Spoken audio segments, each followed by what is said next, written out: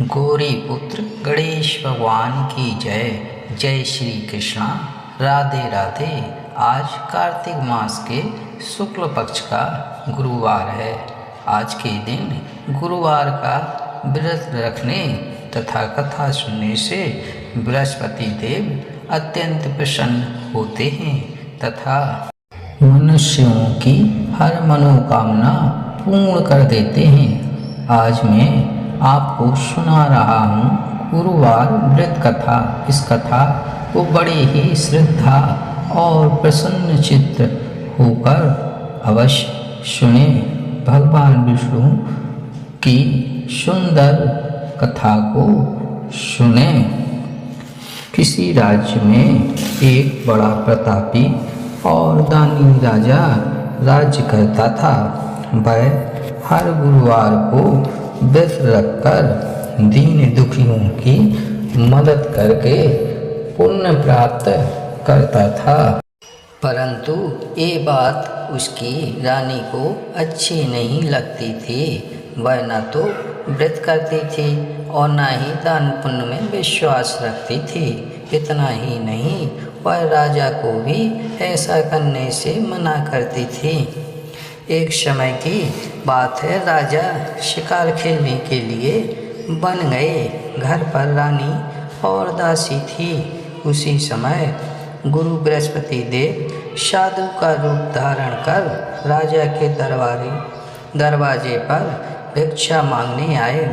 साधु ने जब रानी से भिक्षा मांगी तो वह कहने लगी, हे साधु महाराज, मैं इस दान और पुण्य से तंग आ गई हूँ।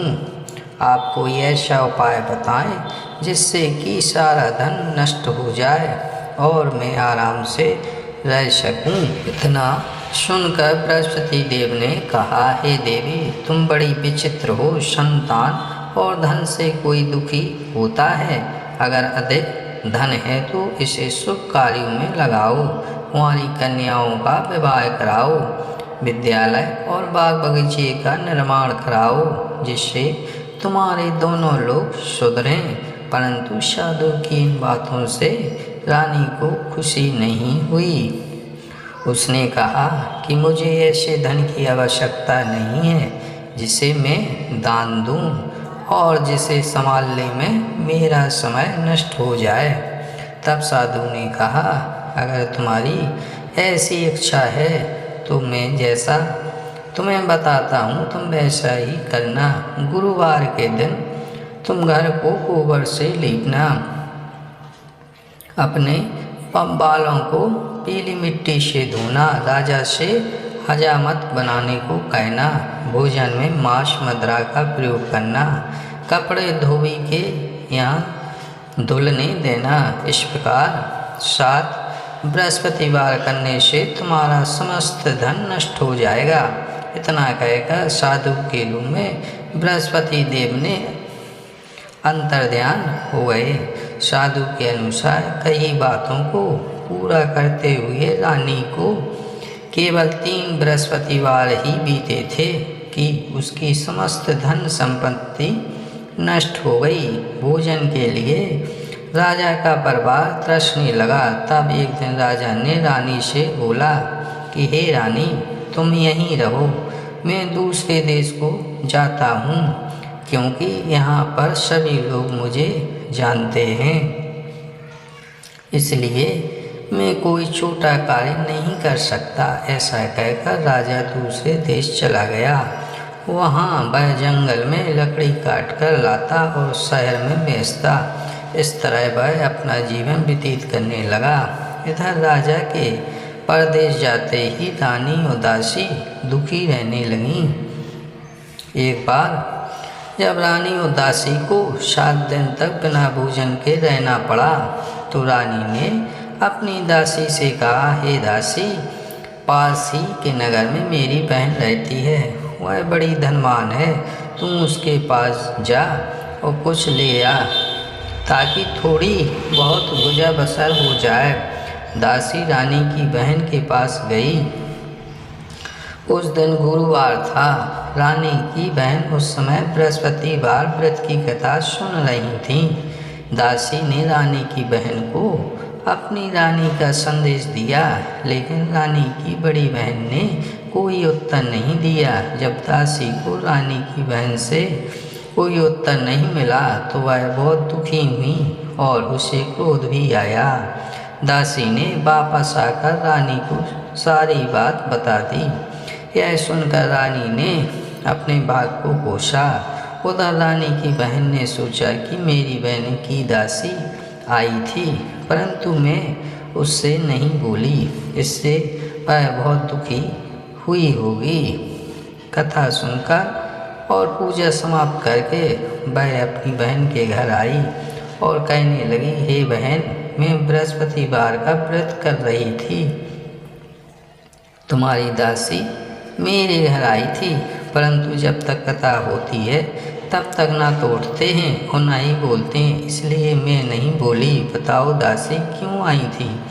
रानी बोली, बहन, तुमसे क्या छिपाऊं? हमारे घर में खाने तक को अनाज नहीं है। ऐसा कहते रानी की आंखें भर आईं। उसने दासी समेत पिछले 7 दिनों से भूखे रहने की पूरी बात अपनी बहन को बता दी। रानी की बहन बोली, देखो बहन, भगवान बृहस्पति देव सबकी मनोकामनाओं को पूर्ण करते हैं। देखो, शायद तुम्हारे घर में अनाज रखा हो। पहले तो रानी को विश्वास नहीं हुआ, पर बहन के आग्रह करने पर उसने अपनी दासी को अंदर भेजा तो उसे सचमुच अनाज से भरा एक घड़ा मिल गया। यह देखकर दासी बड़ी हैरान हुई। दासी रानी से कहने लगी, हे रानी, जब आपको भोजन नहीं मिलता तो हम व्रत ही तो करते हैं, इसलिए क्यों ना इनसे व्रत और कथा की विधि पूछ ली जाए ताकि हम भी व्रत कर सकें। तब रानी ने अपनी बहन से बृहस्पतिवार व्रत के बारे में पूछा। उसकी बहन ने बताया, बृहस्पतिवार के व्रत में चने की दाल और मुनक्का केले की जड़ में अर्पित करें तथा दीपक जलाएं, व्रत कथा सुनें और पीला भोजन ही करें। इससे बृहस्पति देव और भगवान विष्णु प्रसन्न होते हैं। व्रत और पूजा विधि बताकर रानी की बहन अपने घर को लौट गई। 7 दिन के बाद जब गुरुवार आया तो रानी और दासी ने व्रत रखा। वह घोड़शाल में जाकर चना और गुड़ लेकर आई। फिर उसने केले की जड़ तथा विष्णु भगवान की पूजा की। अब पीला भोजन की चिंता को लेकर दोनों बहुत दुखी हुई। उन्होंने व्रत रखा था, इसलिए बृहस्पति देव उनसे प्रसन्न थे। वह एक साधारण व्यक्ति का रूप धारण कर 2 थालों में पीला भोजन दासी को दे गए। भोजन पाकर दासी प्रसन्न हुई और फिर रानी के साथ मिलकर भोजन ग्रहण किया। उसके बाद वह सभी गुरुवार को व्रत पूजा करने लगी। बृहस्पति देव की कृपा से उनके पास फिर से धन संपत्ति आ गई, परंतु रानी फिर से पहले की तरह आलस करने लगी।